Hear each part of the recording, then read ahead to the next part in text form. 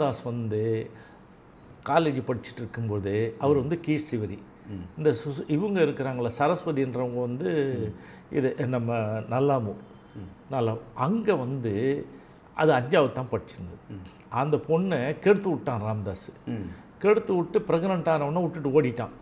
அவங்க வந்து என்ன பண்ணிட்டாங்க, அந்த ஊர்க்காரங்கெல்லாம் அவங்க சொந்தக்காரங்க சேர்ந்து இவனை தேடி அலையும் போது இவன் வந்து பயந்து போய் இதுக்கு ஓடிட்டான், தஞ்சாவூர்.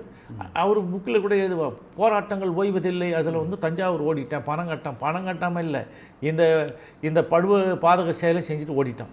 அப்போ அந்த ஊரில் அவங்க அண்ணன் தம்பிங்கெலாம் கொஞ்சம் வசதியான இருக்கும், சின்னதாக மினி ரைஸ் மில் மாதிரி ஒன்று வச்சுருந்தாங்க. அதனால் வந்து அவனை போய் எங்கேன்னு தேடி கண்டுபிடிச்சி இழுத்துன்னு வந்துட்டாங்க. இழுத்துன்னு வந்து இந்த நல்லா ஒரு அந்த ரைஸ் மில்கிட்ட லேம்ப் போஸ்ட், இந்த ஊரெலாம் எரியும் இல்லைங்களா, வேலைக்கு அது கீழே கட்டி போட்டாங்க. 15 நாள் டெய்லி உதைக்க வேண்டியது, காலையில் 2 உதை போட்டு கட்டி போட்டுற வேண்டியது, மத்தியானம் சாப்பாடு கொடுக்க வேண்டியது, அப்புறம் நைட்டு வேணால் அவுத்து விட்டு அவனை அங்கே பாதுகாப்பாடு எங்கே ஓடிட போகிறான்னு பிடிச்சி வச்சுருந்தாங்க.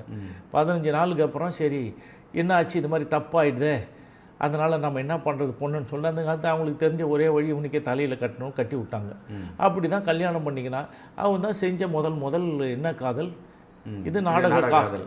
ஆமாம், எல்லோரும் இப்போ ஜீன்ஸு இதெல்லாம் போட்டுக்கிட்டு டிஷர்ட் போட்டுக்கிட்டு கண்ணாடி போட்டு லவ் பண்ணுறான்னு கேவலமாக பேசின ஆள், நீ என்ன பெல் பாட்டம் போட்டுருந்தா அந்த வழுக்கு மண்டியில் வச்சு இந்த மாதிரி